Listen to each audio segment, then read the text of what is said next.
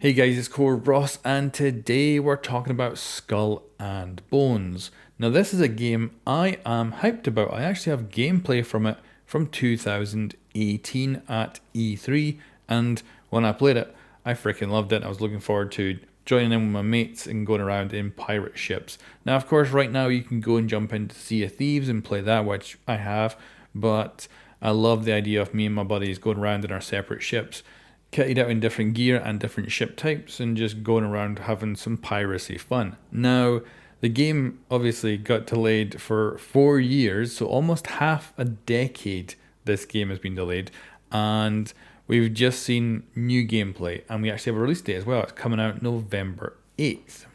And let's go over the major details of the game. So first of all, of course, it's focused around ship-to-ship combat, and your ship has a loadout which you can customize, so effectively having different abilities or weapon types, things like that. You can also have different types of ship. You could go for the standard pirate ship, which is well armed and relatively fast, or you could go for a smaller, quicker vessel, but less heavily armed.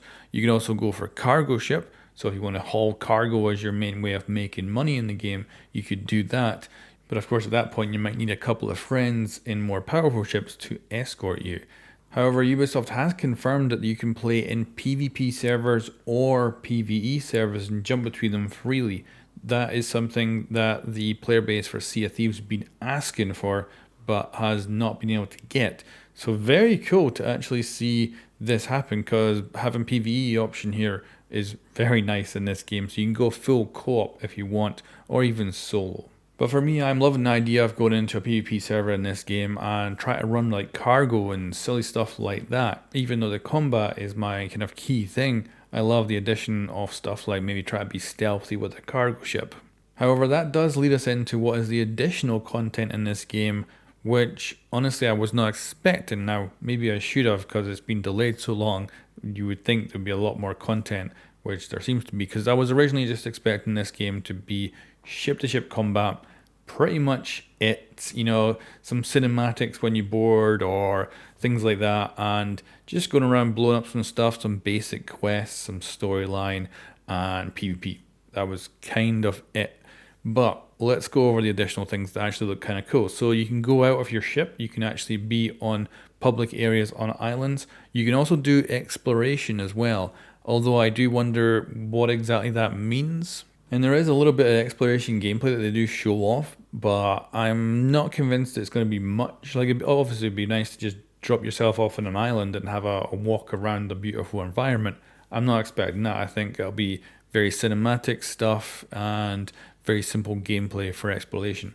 But you'll also be able to go out and hunt animals, which I like the idea of. And it looks like you get onto like your rowing boat and stuff and go out and hunt like crocodiles and hippos in the water.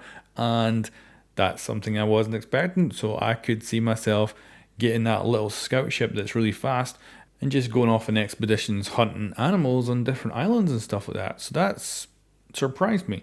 Like I say, probably shouldn't have, considering the game's been delayed by 5 years, so we should have all this additional stuff to check out. But it is good nonetheless, in my opinion. Now, I think a lot of people will be very upset to not see any kind of in-person combat, which would have definitely given this a whole extra dimension. I'm glad not to have that. I'm quite happy to have cinematics for boarding, because honestly, I just want to get right back to my ship and go blow something else up. So that's not a problem from my gameplay perspective, but I can understand a lot of people are probably pissed at this, because this was originally, I think, they said they basically wanted to make a Black Flag inspired game, Black Flag, the Assassin's Creed game, but it has changed dramatically, and as a result, it's no longer a spin-off of kind of Black Flag now. And then you've also got the ability to express yourself, so full character customization right from the start. Looks brilliant and be anyone you want, so very happy with that. And of course, ship customization, both cosmetic and stuff that actually affects gameplay, so you can make your ship look as cool as you want, but also you can equip it with like extra armor and stuff, but you might end up making your ship way more so that it can't go down rivers. So having a lighter ship that can go down rivers might give you the chance to escape from, say, an attack. So yeah, a lot of customizations up in there. I do hope they balance it correctly. It could just be a game where there's a meta build of a ship and then it gets kind of boring and repetitive. But we'll see how well they support it in the future. But let's go on to the bad stuff. So it's a Ubisoft game. They have, for some reason, and I think this is with a lot of modern games these days, massive freaking HUD. Really just cut that HUD down by 70%, I think would be looking all right.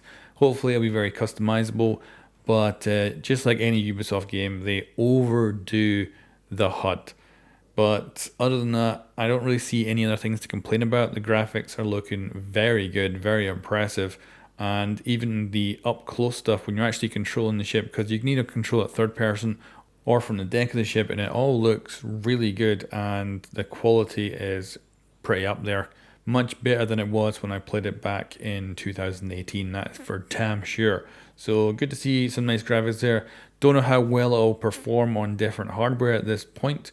We'll have to get some sort of beta or something to even get a guess at this point. There's also a dynamic weather system as well, along with the day and night cycle, so it could be that you're out sailing on a nice sunny calm day, or it could be a full on storm, completely changing up how the combat might go down or your ability to catch or outrun enemy ships.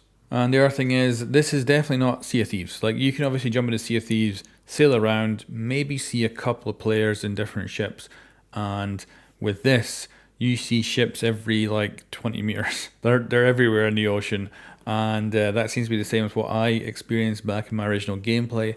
Most of them are NPC ships, and you can attack them. They have different factions and stuff, and you have different faction stand-ins, and of course you can also have humans out there, which means you can just go from battle to battle to battle if you want to with no downtime. But I'm also curious to see if there'll be much variety, like quests, storyline stuff, repeatable things. They say they're going to support this game well into the future, so this will be a game as a service. And there'll also be big seasonal events. They've already said that'll be coming as well. I hope that they don't get, they fall into the problem of being too repetitive, or like I say, end up with one build a ship that ends up being the OP one, which everybody ends up using, stuff like that. I also expect a large amount of cosmetics and paid items, maybe a battle pass, stuff like that, I would imagine, and hopefully they don't put any pay to win stuff in there. So yeah, there's plenty to still worry about, but I am hyped for this game, and considering right now I have no games that I'm hyped for.